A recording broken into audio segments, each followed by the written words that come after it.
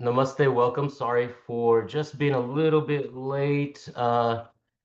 Today's webinar is the yoga of the the yoga of the Bhagavad Gita. And our faculty, our guest, our panelist is Dr. Sriram Sarvatam. Shriramji is a distinguished yoga educator and scholar with over 3 decades of teaching experience. He's a lifelong practitioner, and he was actually initiated into yoga by Yogacharya R. Subramanian of Chennai in India. He's been teaching since 1991 all over the world, workshops, retreats. We are glad to have him at Hindu University of America, teaching classes, hosting retreats, and being on the webinar today. So just briefly, the topic for today, the yoga of the Bhagavad Gita. We're going to talk about the deeply contemplative and powerful nature of the Bhagavad Gita and how to apply that in our active world. It's beyond a theoretical text. The Gita presents yoga as a practical path for inner clarity, purposeful action, and spiritual liberation. So with that short introduction, let me hand it to Dr. Sriram Sarvatam to get us started. Sriramji, thank you. Sorry for a little delay, but appreciate you as always, and appreciate all of our guests for joining. Thank you so much, Ankurji, and thank you all for joining this webinar today. Let me begin with Dhyana Shloka, an invocation chant on the Bhagavad Gita.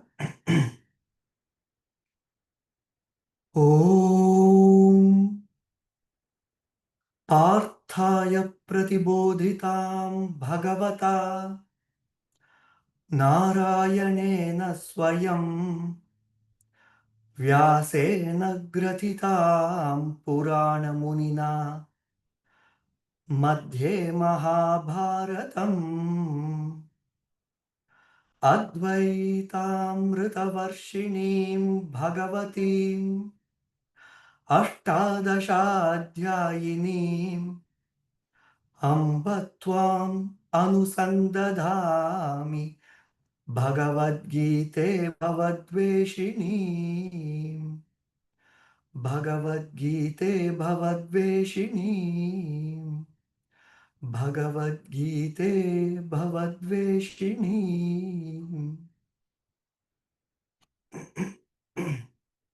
Namaste, and once again welcome everyone for the webinar on the yoga of the Bhagavad Gita.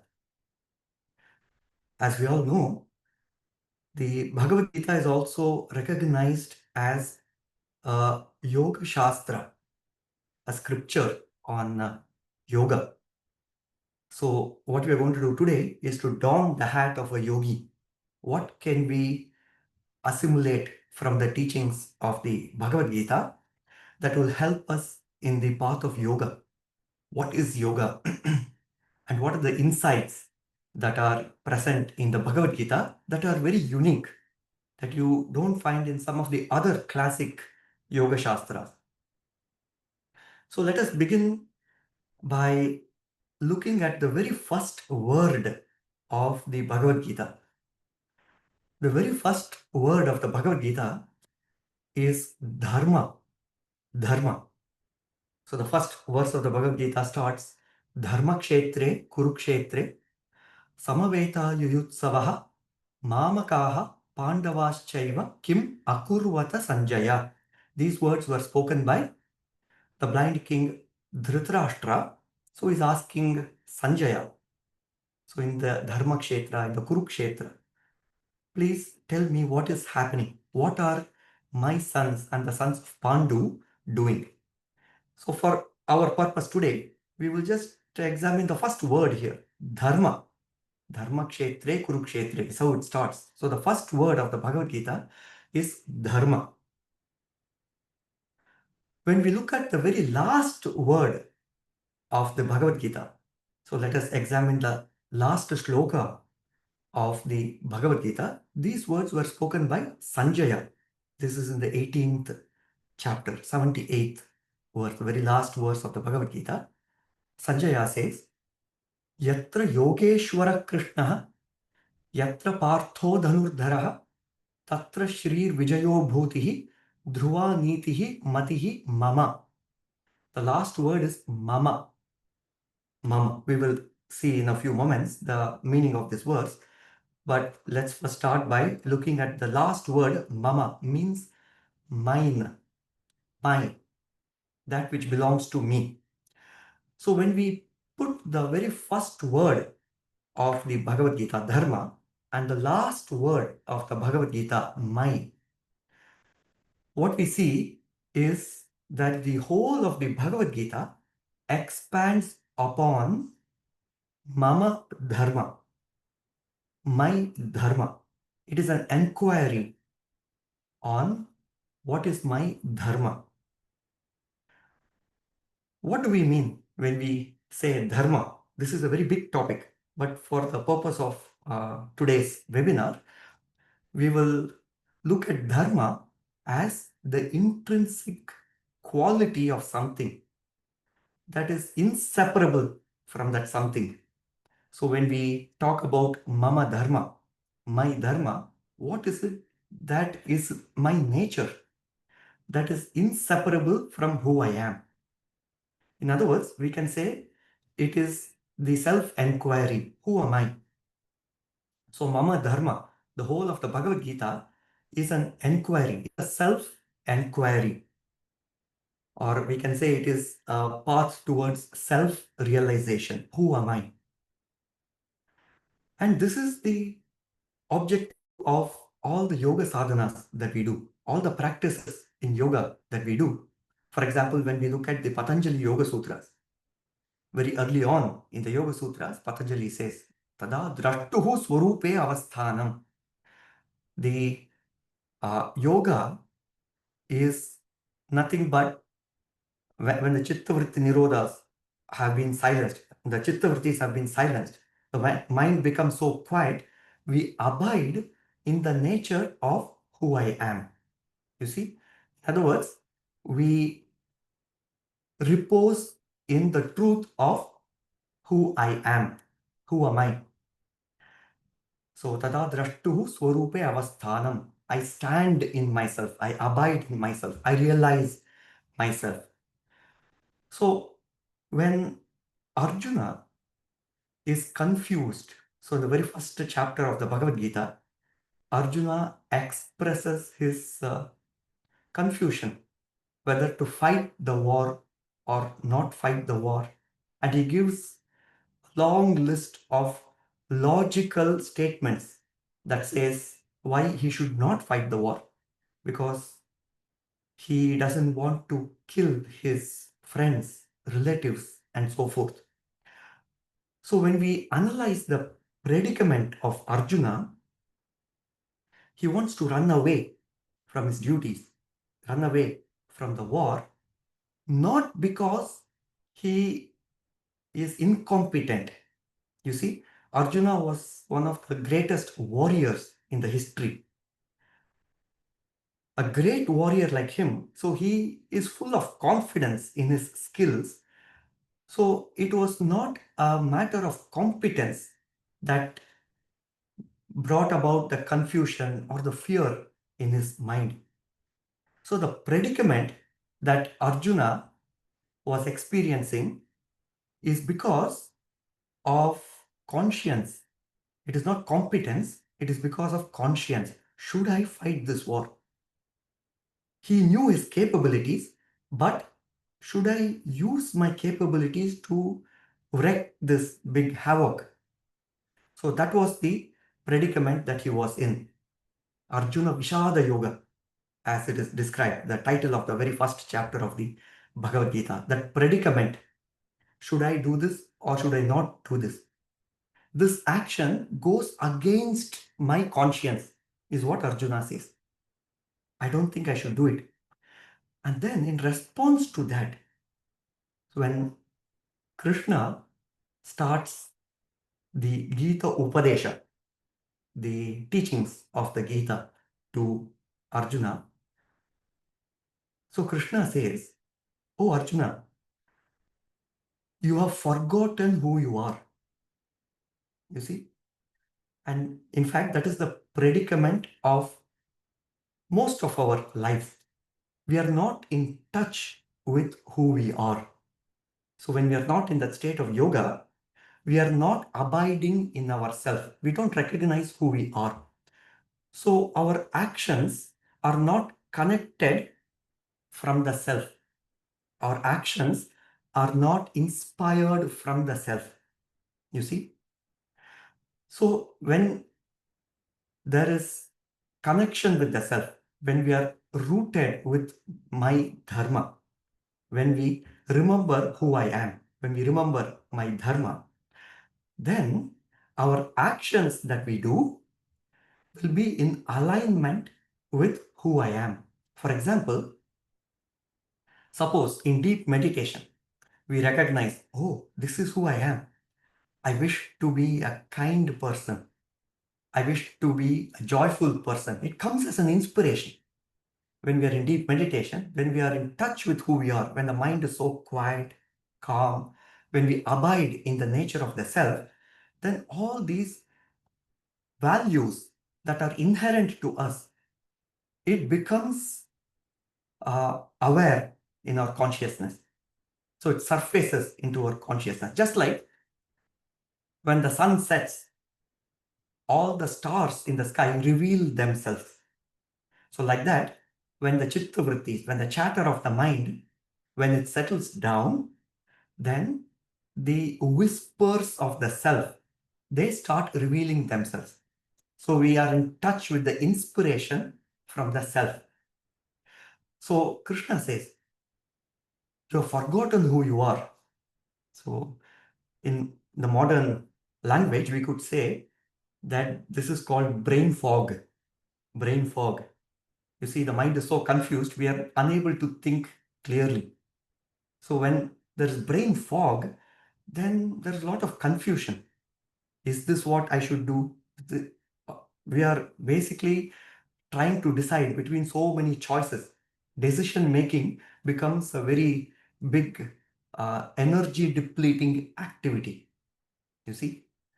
So Krishna says the first order of business is to recognize who you are. In fact, he tells Arjuna right in the second chapter of the Bhagavad Gita, Swadharmam api chaveksha navikampitum arhasi dharmadhi yuddha shreyonyat kshatriyasya na vidyate. So he says, your swadharma, O Arjuna, is that of a kshatriya. Kshatriya means a warrior who protects dharma. So when the opportunity presents itself to defend dharma, to defend the virtues, the righteousness, then a kshatriya will not shy away from it. You see, the kshatriya will not run away from his responsibilities. So he reminds Arjuna of his swadharma. You are a kshatriya, he says. He's reminding Arjuna that he is a kshatriya.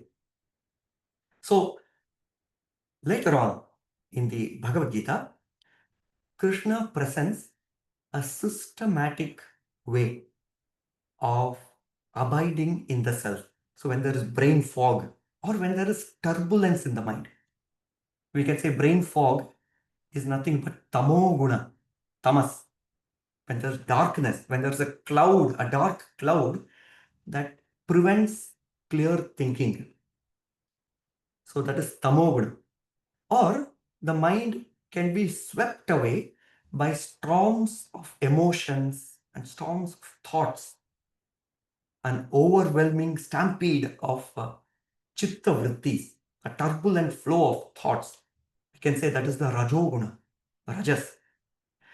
So how to manage these gunas? What to do if the mind is stuck in a place of tamas? How can I go from a place of tamas, brain fog, to that of clarity? Tamasoma jyotirgamaya, we say in the Shanti mantras, right? So lead me from darkness to light. How can I clear this brain fog and reveal the clarity of mind? How can I think clearly? How can I make the right decisions? So for that, the Bhagavad Gita, there is a systematic process that is given. For example, in the 6th chapter of the Bhagavad Gita, we find Krishna is describing the science and the art of meditation, Dhyana Yoga, also called Atma Samyama Yoga, the title of the chapter, Atma Samyama Yoga or Dhyana Yoga. So in that, Krishna gives Arjuna a systematic set of practices, starting with the body, how to prepare the body. In fact, how to prepare the surroundings, how to prepare the seat for meditation. Because when we want to quiet the mind so that we can abide in ourselves, if we don't prepare the body, if we simply sit down with eyes closed, the mind doesn't settle down very easily. In fact, the mind gets trapped by the discomforts of the body. You see, 2 minutes into meditation, we suddenly discover, oh, my low back hurts. Oh, there is itching here, or a scratching there, or a tiny mosquito that lands on the forearm. Suddenly, it traps all our awareness. So the mind is unable to settle down.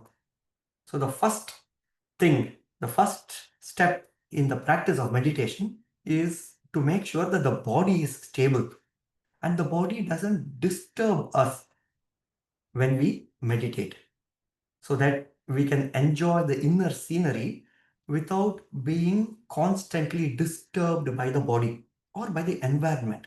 So whatever is happening in the environment, any distractions. Nowadays we have a lot of distractions, right? The beeping on the iPhone or any mobile device, constant reminders and so forth. My teacher used to call them WMDs, weapons of mass distractions. We have so many distractions now. So how to prepare the system so that the mind doesn't get swept away by all these distractions. Doesn't get swept away by the discomforts of the body. In fact, one of the definition of health in the Yoga Shastras is Angalaghavam. That means lightness of the body, where the body feels so light that you forget the body. That is a definition of good health. When we are truly healthy, we can forget the body so that all our attention is focused on the task at hand. The body recedes into the background. It doesn't constantly torment you by asserting its presence or asserting its discomfort in the mind. So how to prepare the body? How to position the spinal column? Krishna says, Samam kaya shirogrivam dharayan achalam sthiraha. Samam kaya shirogrivam. Keep the trunk of the body, the shiras, the head, the griva, the neck, all three of them aligned perfectly with the vertical axis.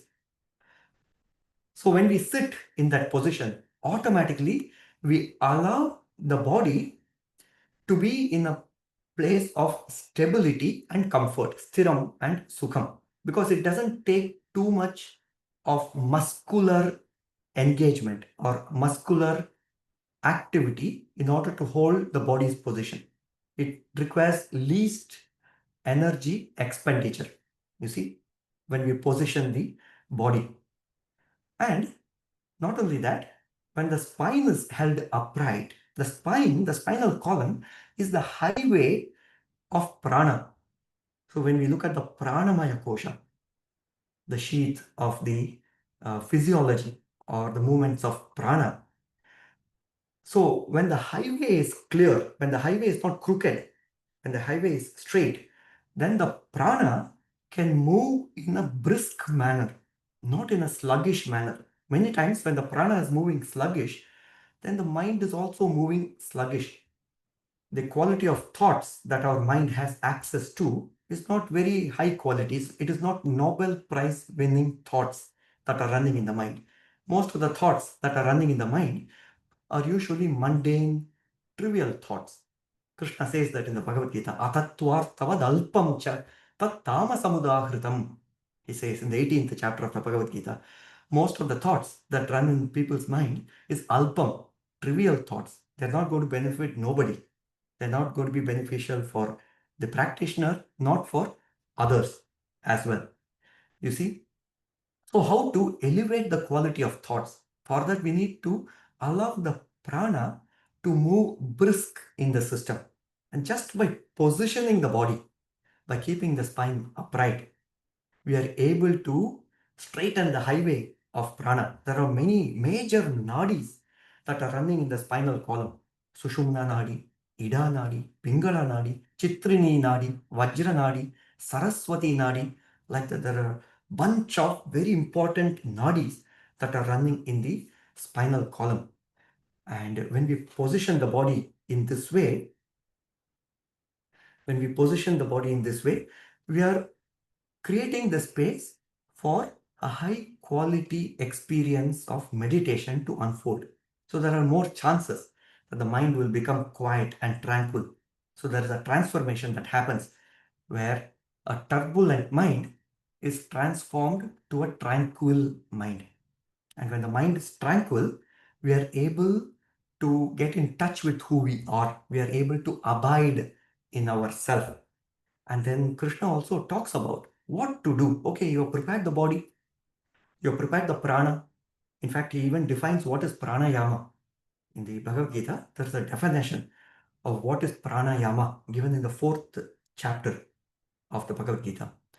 So, the practice of pranayama that clears all the blockages, all the hindrances in the pranic body, in the pranamaya kosha, so that the prana is moving brisk in the system.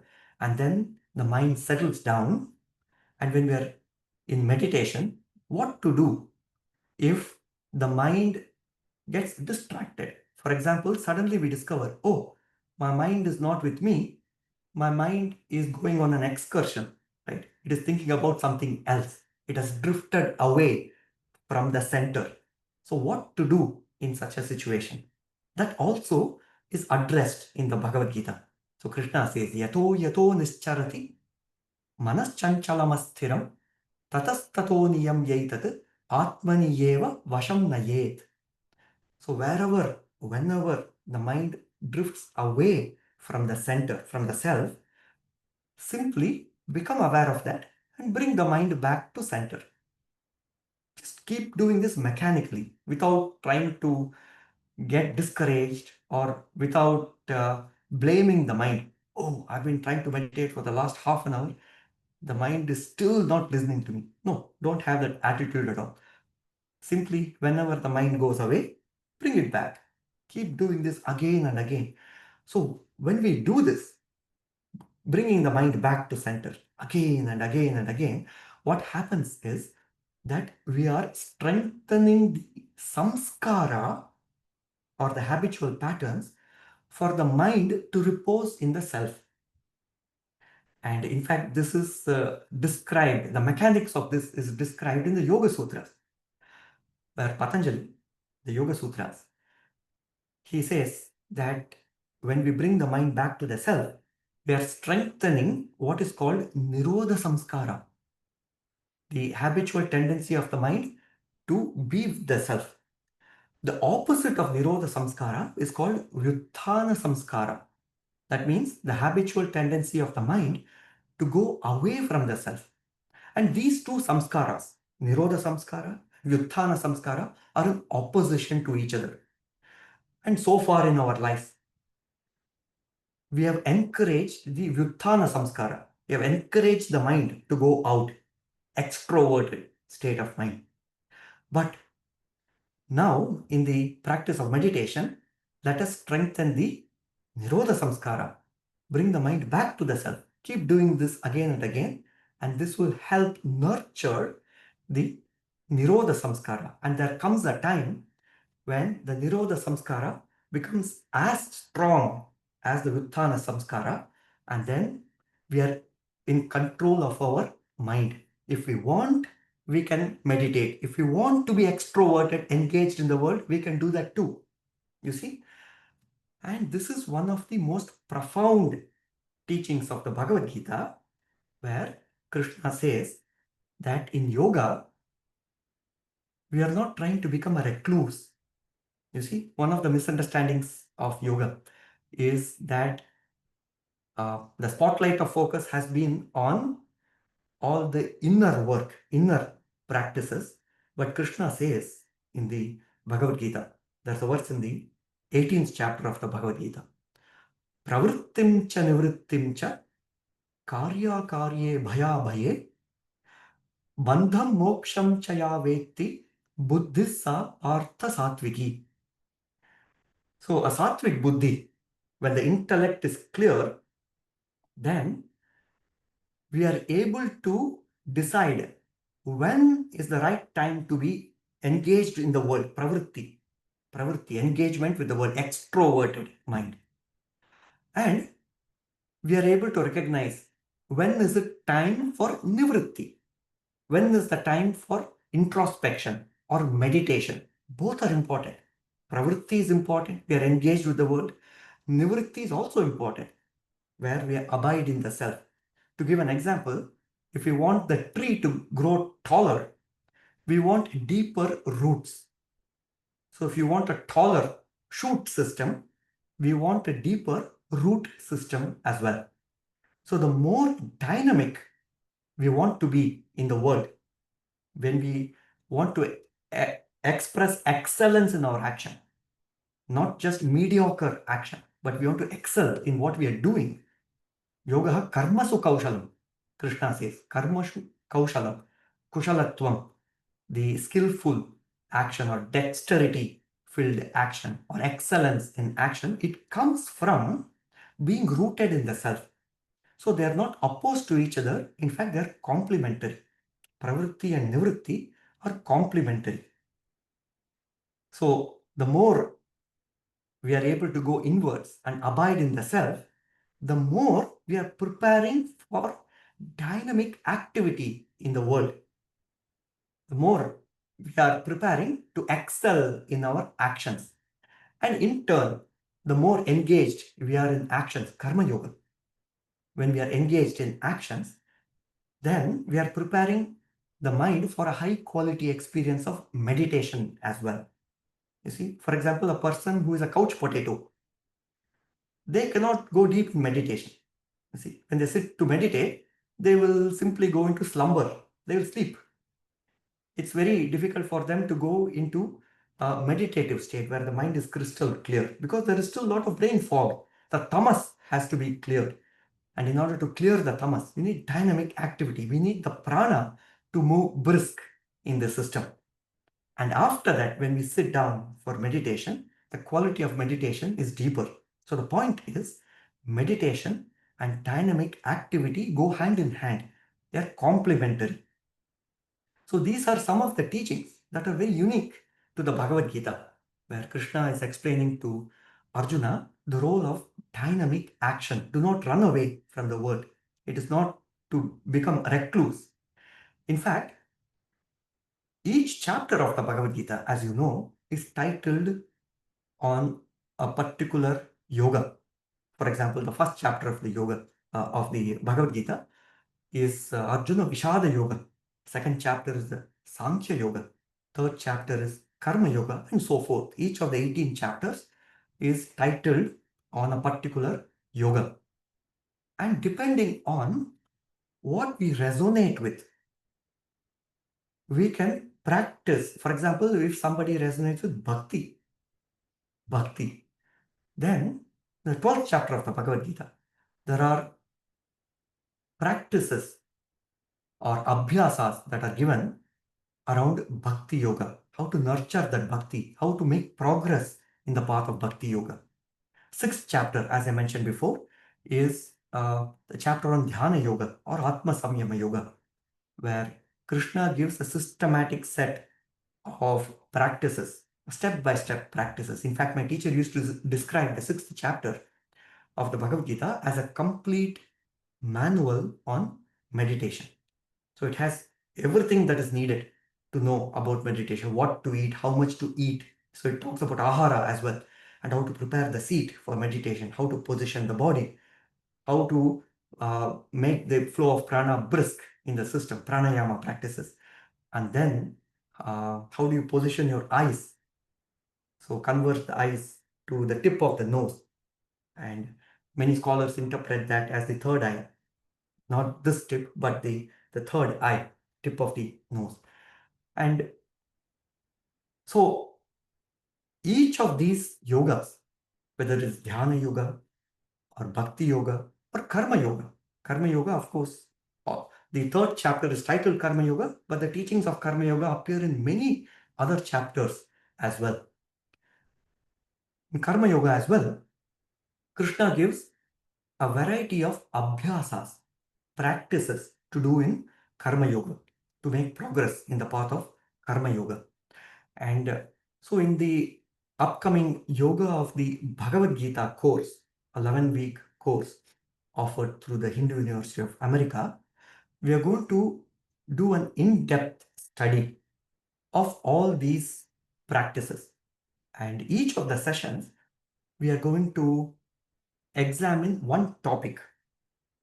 So there'll be a theme for each of the sessions. For example, the theme of the first session would be Dharma. Dharma, what is Dharma? And an analysis of, deeper analysis of what is Dharma and how we can use those principles in our life. And the second week, the theme will be Sankhya. What is Sankhya? What is Sankhya Yoga? Second chapter of the Bhagavad Gita is called Sankhya Yoga.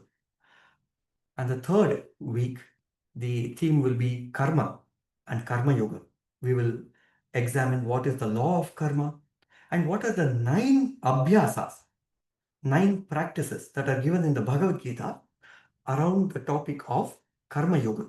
What are the practices associated with Karma Yoga and so forth. So each of the weeks, we will use one theme to go deeper into the study of Bhagavad Gita as a yoga shastra, as a yoga text. And we will also examine, for example, one of the weeks, the theme will be the 3 gunas, sattva, rajas, tamas. The 14th chapter of the Bhagavad Gita is called Gunatraya Vibhaga Yoga, the analysis of the 3 gunas. That's the title of the 14th chapter, where Krishna, he tells Arjuna, the knowledge of the gunas, jnananam jnanamuttamam, he says. This is the highest knowledge.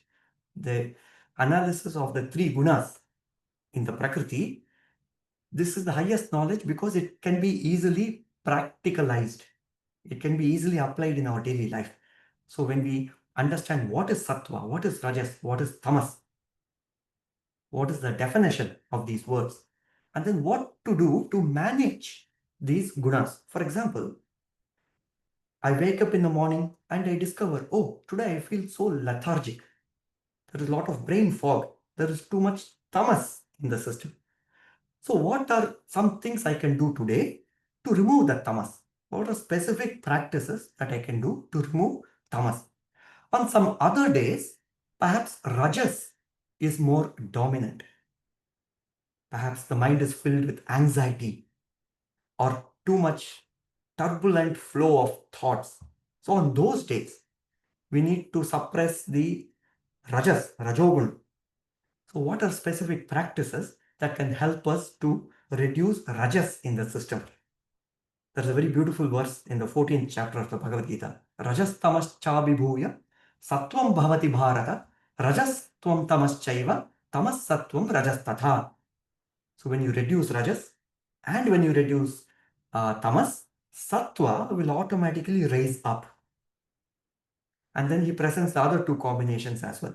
For example, if you want more tamas, for example, we need tamas to fall asleep. So otherwise we'll have insomnia, right? So when we want tamas, then we suppress sattva and rajas. And when we want more rajas, for example, when we want to engage ourselves in action, like rote work, physical activity, then we want rajas there. So reducing sattva and tamas will bring about that rajas. So each of these 3 gunas have a role in our life. So how to manage these 3 gunas in our daily life? That will be the theme of one of the sessions. And the majority of the shlokas we will look at from the 14th chapter. And later on the 17th and 18th chapter as well, Krishna revisits this topic. of sattva, rajas, and tamas, giving a variety of examples. So, going back to the very first verse and the last verse of the Bhagavad Gita, with which we began today's session, if we see, the first verse was spoken by Dhritarashtra, blind king Dhritarashtra, and it was a question. So he's asking Sanjaya, what did they do? My sons and the sons of Pandu, what did they do? Mamakaha Pandavaha cha eva kim akurvata Sanjaya. So Dharma Kshetre Kurukshetre Samaveta Yutsavaha Mamakaha Pandavaschaiva Kimakurvata Sanjaya. It is said that the answer to this question by Sanjaya is actually the very last verse of the Bhagavad Gita. So the last verse of the Bhagavad Gita spoken by Sanjaya. So Sanjaya is presenting the summary of whatever he is witnessing, the dialogue between Krishna and Arjuna. So he says, Yatra Yogeshwara Krishno Yatra Partho Dhanurtaraha Tatra Shrir Vijayo Bhutihi Dhruvanitir Matir Mama. He says, Yatra Yogeshwara Krishna, wherever there is Yogeshwara Krishna, and wherever there is Partho Dhanurtaraha, wherever there is Arjuna ready for action. And this is a symbolic way to say wherever there is yoga, wherever we are abiding in ourself, Yogeshwara Krishna, we are in touch with ourselves. At the same time, when we are eager to express that action, when we are eager to express through inspired action, you see. So we are rooted in ourselves, rooted in that Ishvara Krishna, because Krishna says, Ishvara Sarva Bhutanam Hriddeshe Arjuna Tishtati. Ishvara resides in the heart of all beings. So Yogeshwara Krishna resides in our heart. So when we are in touch with that place and when we are eager for action, that means when we are eager to express that inspiration that comes from within. Yatra Yogeshwara Krishna, Yatra Partho Dhanuddaraha, and then Sanjaya says, Tatra Shrihi Vijayaha Bhutihi Dhruva Nitihi Matihi Mama. In such a place, there is all harmony. There is victory there, Vijaya. There is abundance, prosperity there. There is prosperity, victory, orderliness, opposite of chaos. So there is orderliness. And this is my opinion, Sanjaya says. Tatra Shrihi Vijaya Bodhi Dhruva Nitihi Matihi Mama. Matihi Mama. This is my opinion. In other words, Sanjaya is giving a one-line executive summary of the entirety of the Bhagavad Gita, the dialogue that happened between Krishna and Arjuna, the executive summary of that captured in one shloka. And this shloka is regarded as the Ekashloki. Ekashloki, that means one shloka that captures the essence of this scripture, essence of Bhagavad Gita. So, another thing to note here is that although the teaching was given to Arjuna, it is actually teaching that is given to all of us. So you could say that Sanjaya also benefited through this teaching, and he is expressing those teachings in his own words. Matihi Mama, his opinion. He forms his own opinion about the teachings and is sharing that executive summary with all of us. So with this, allow me to conclude here so that we have adequate time for any discussions or any questions that may come up. Thank you for your enthusiastic listening. And if you're interested in exploring more about the yoga of the Bhagavad Gita, I would highly encourage you to join us in the course, The first session of the course is on July 12th, Saturday. We meet every Saturday morning, 11 a.m. Eastern Time, 8 a.m. Pacific Time. And for 11 weeks, we will explore in depth on Bhagavad Gita as a Yoga Shastra. So thank you once again for your enthusiastic listening. Let me hand over to Ankurji. Thank you, Shriramji. Always a pleasure. If you haven't yet, please put in the chat where you're zooming in from, and you can put your questions in the Q&A box. We have a little poll going. Is this your first HOA webinar? Have you taken an HOA course before? Uh, Dr. KV Sahasranam. Oh, yeah, great to have you, Dr. KV. Thank you for joining. Hariyarji, awesome. Thank you for joining from Santa Maria. Thank you for the message also. Vijay Kaneji, met you in Houston for that conference that you are, right? The Next Generation conference. Glad that that went well. Krishnanji from Chicago, glad you are with us. Yes. Dilipji from Maryland, thank you. All right, so I'm going to end that poll and I'm going to launch the next one about the course. And now is your time to ask your questions. If you have any questions you'd like to ask about the course, about the subject, about the Bhagavad Gita, about Shriramji, and maybe that's one thing we can get the audience engaged with. Shriramji, how did you uh, get to where you are? What was your journey like and your path, and maybe a key event or something that happened, if you can share with our audience? Yes, my journey in yoga started when I was 11 years old. I was blessed to begin my yoga studies with my teacher, Yogacharya Subramanian sir.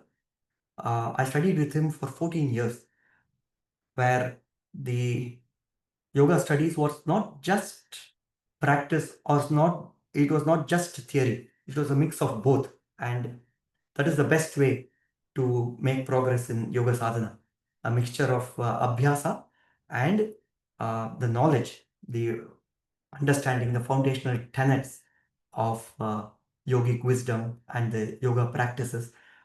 So, and after that, I had the good fortune of studying with many eminent scholars and teachers. So, it has given me a great joy, the practice and the studies of yoga.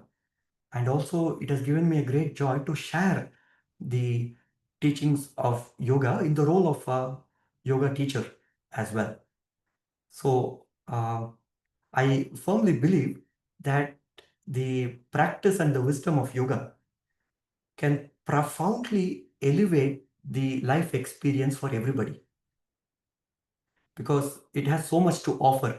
The practice of yoga will allow you to experience the best within you, the best aspects within you, and to express the best from you, so that when you interact with the world, you are able to gift the world with the best version of yourself. You see, what a great gift that we can give, especially to our near and dear ones. The best, kind, compassionate, joyful version of ourselves, not a complaining or angry or a frustrated version of ourselves, but the best version of ourselves. In fact, Krishna says in the Bhagavad Gita, Yogastha Kuru Karmani Sangam Tektva Dhananjaya Siddhya Siddhyo Samo Bhutva Samatvam Yoga Uchyate. Yogastha Kuru Karmani. Be in yoga first and then do your actions. Then all your actions will be high quality, excellent actions, because it is coming from the best place within you. And do not reverse the order. Do not try to do actions to find happiness. Oh, can I grab happiness from there, from this object or from that object? Reverse the order, namely Yogastha Kuru Karmani. Be in yoga first and then get on with the day. Nice. Yes, thank you for sharing that. Yes, Jigneshji, this is an online course. Once you register, you get your at hua.edu email address, you get access to our learning management system, and every week you zoom in and have a session with Sriramji and your classmates. It'll be a regular Zoom meeting so you can see everyone. Yeah, so Jigneshji, hopefully the online format is good for you. Avnishji, the Indian Standard Time is going to be 8:30 p.m. Again, the course is going to be on Saturdays. Let me put the details one more time in the chat so everyone can take a look at that. And you can click the link and register right there. Yeah. So the poll is up. Please let us know if you can take the course if you're interested. However Also, you I can see a do it. question about Saturdays. If anyone is unable to attend some of the sessions, all the sessions are recorded. So you can always watch the recordings of these sessions later. And of course, you can keep rewatching again and again in order, for example, if we have missed something during the live session or during the first recording when we are listening to it, we can always go back and revisit the recordings. Yeah. Anand Kumar ji is asking or saying, I wanted to learn about Hinduism in a holistic way. Where should I start? You should start right here. This is what we are doing at Hindu University of America. This is one course, and this Yoga of the Bhagavad Gita is part of our certificate program in Hindu studies. So you can get a whole certificate that includes, I think, about 10 to 15 courses, depending on the units of each of the courses, how much time you take. You can take 2 years, 4 years to get through it. And it helps you be a Hindu with clarity and confidence. And you learn about Hinduism in a holistic way. You can choose a few elective courses, and we have several other courses that round you out. But this Yoga of the Bhagavad Gita is a great way to start. And Shriramji is definitely one of our wonderful faculty who can bring you in at your pace. So this would be a great course for you to start with, Anandji. And then maybe we can follow up and look at some of the other courses we're offering and get started with Hindu University of America. Yeah. Yeah, Hariyarji, glad that you were on yesterday, also talking about how you're teaching the Bhagavad Gita for children at Balavihar for about 15 years. And hopefully you can take some of what Sri Ramji was able to share today and apply it in your program. Please let us know if you're interested in the course. Fill out the poll. Now is the time to ask your questions. Any other questions? Happy to answer, and Sriramji as well. Maybe you could just give a little bit of outline of the course, right? You talked a little bit about how different themes of the Bhagavad Gita are focused on each session of the course, but also homework, expectations, time commitment, all those sorts of things. Yes, so 11 sessions during the course. Each session is 90 minutes. So we start on time and then 90-minute session. And sometimes we have seen when there is a lot of active discussions, the sessions can even go up to the 2-hour mark. And uh, so 2-hour, 90-minute to 2-hour sessions. And during these sessions, it's not just lecture. We also have active discussions and people share their thoughts and insights. And personally, I have also learned a lot through all these discussions.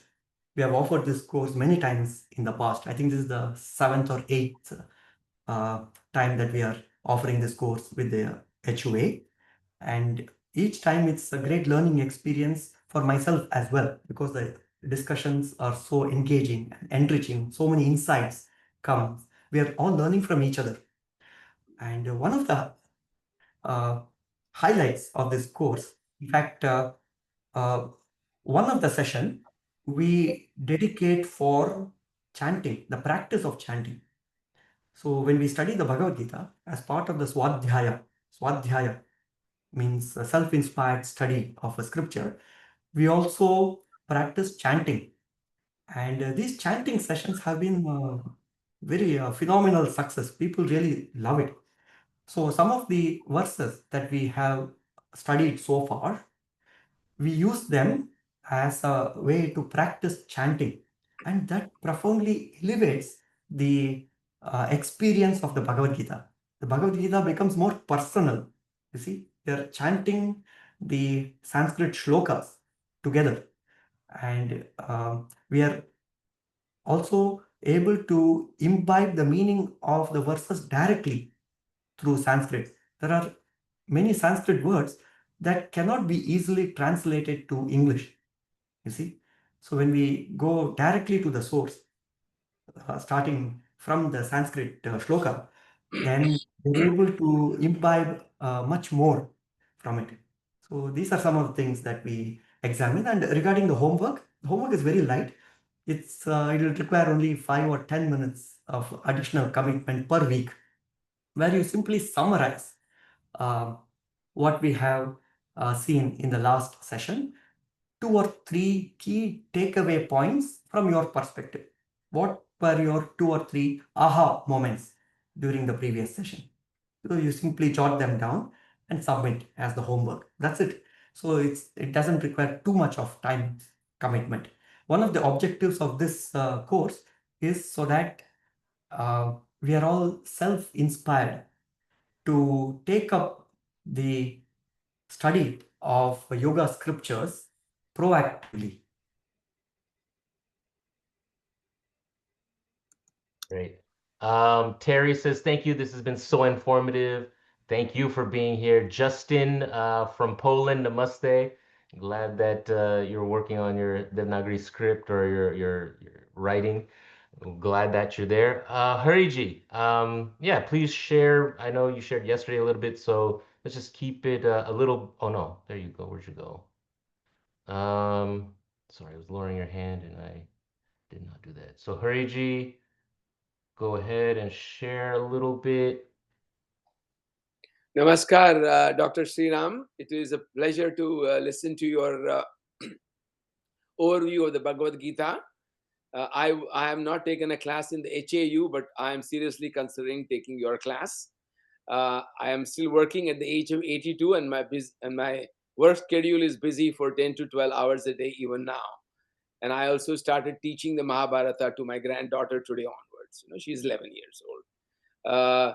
Your Gita Dhanam, starting with that, particularly the paragraph, I've used the Gita Dhanam as a sounding board to the children to give them an overview of the whole Bhagavad Gita and the Mahabharata, particularly the chapter about Krishna becoming the person who guides them, the Pandavas, through the waters of the river, through the other bank.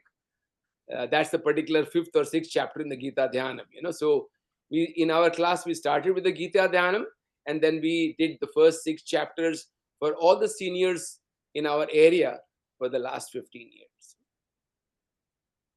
Thank you. Thank you so much for sharing, Hariji. It's amazing to have your blessings and your kind words.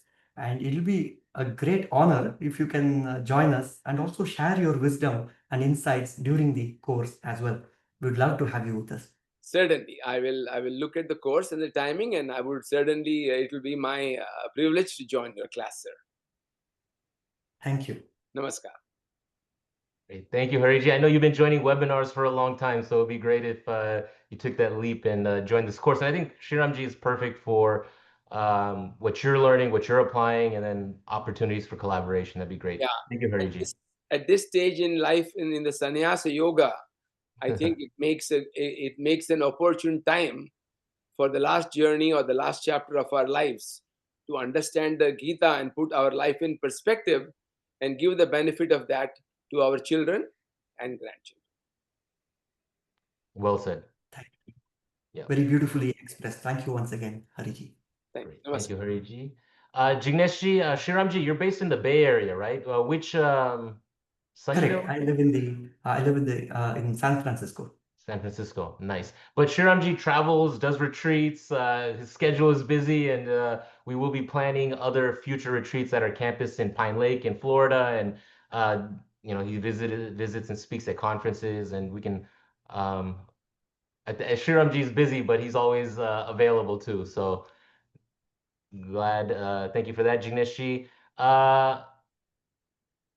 Sahasranamji, I guess you've written a book. You can unmute yourself and just briefly maybe make a comment about Sriramji, what you picked up, and then tell the audience about the book that you've written. You're Hello. unmuted, but we can't hear Hello. you. Okay, Hello. there you Am I go. audible now? Yeah. Yeah. I have written a book known as the Karma Yoga Demystified. Actually, what I have tried in this book is to bring Karma Yoga to the practical world for maybe students, the youth of today, not only in the US, but also in India, where many of the young Hindu students are not aware of what is Hinduism or what is the Bhagavad Gita. So I have made one aspect, that is the Karma Yoga alone, how you can apply it as a student, as a professional, as a person working in the IT, whatever. And then I have added some chapters known as Karma Yoga in modern management, Karma Yoga in modern times, how you can apply this in your modern times. This book was just published 2 days ago in Kindle as well as paperback in the Amazon.com. It is not available in India as yet because I have not published it in India. And I hope that this will be useful for the modern youth, especially those diaspora of Indian parents who are in India who do not know much about the Bhagavad Gita or Karma Yoga or any yoga. I am planning to write a next book on Raja Great. Yoga Yeah. and maybe Bhakti Yoga. Thank you. Okay. Thank you. Thank Great. you. Thank you for sharing. Dr. Sriramji, I am very happy to listen to your talk today. I have been joining 2 or 3 talks. I joined only recently, maybe 3 weeks ago. So I have been listening to some of the talks on Sundays. Thank you. Thank you so much, Sasranamji. And thanks for sharing about the book. In fact, I just purchased that book and I greatly look forward to reading it. Thanks a lot. I'll appreciate a review, your review of the book also in Amazon after reading it, because that will be something which will be a great help to me. Thank you. Thank you, Sasranamji. Great. Yeah, and that point of a lot of people are looking for Hinduism, right? What does it mean? How do I apply it? So that's where we're at Hindu University of America, and this is a platform for Hindus, where we use this to share and engage other like-minded people. So thank you for sharing, and we will continue this going. Jituji is asking, is there a particular book that you are using to teach the course, Sriramji? Books necessary, or are the PDFs or writings, etc., included in the LMS when you post them? Yeah, we don't need to purchase any book. In fact, each of the sessions, the PDF with the contents for that session, I'll be sending out a day or two before the session so that you already know the contents of the upcoming session. Also, before the start of the course, if you want some references, some book references, I will send out an email with a list of 5 books if you want to deepen your study or if you want to cross-reference and so forth.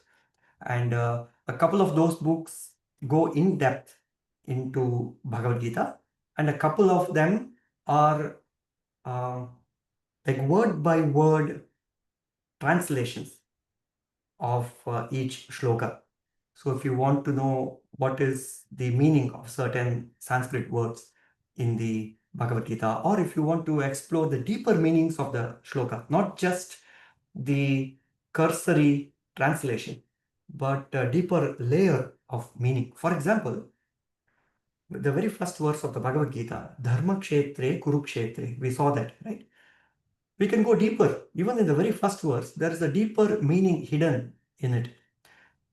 You can take the first line, Dharma Kshetre Kurukshetre, rearrange the words. In Sanskrit, when you rearrange the words, it does not disrupt the meaning. So when you take Dharma Kshetre Kurukshetre, and then it becomes Kshetre Kshetre Dharmam Kuru, which means wherever you are, be in a place of Dharma, express Dharma, be in Dharma wherever you are. And that is a very profound teaching.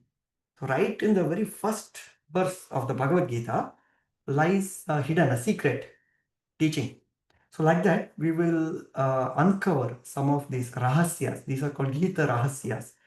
And some of the couple of books that I will mention in the email will go into these deeper aspects of the Gita study. Great. All right. We are nearing the end of our webinar. Please let us know if you're interested in enrolling. Fill out the poll. If you have last questions, now's the time. Vijay Kane enjoyed the presentation at the panel discussion in Houston. A lot of positive feedback. I know the course will be great. Thank you, Vijayji, friend of HUA from the Houston area. Shriramji, I think we're nearing the end. Maybe it's time for some closing thoughts and last little encouragement from me. Please do enroll in the course. It is going to be wonderful. As Shriramji said, he's taught it now several times, 7 or 8 times, and it's always amazing to see the feedback for the course. People love it. It is a very wonderful entry point into Hindu University of America. So please do consider taking the Yoga, the Bhagavad Gita with Shriramji. And with that, let me hand it to Shriramji for closing thoughts. So thank you, Ankurji, and thank you everyone for joining us today. I know it takes a little bit of discipline to join a early morning webinar on a Sunday morning. So thank you all for your enthusiasm and your eagerness. And I look forward to having you with us during the Yoga of the Bhagavad Gita study in the course. Thank you once again. Dhanyavada. Okay. Namaste. Dhanyawad, everyone. Thank you.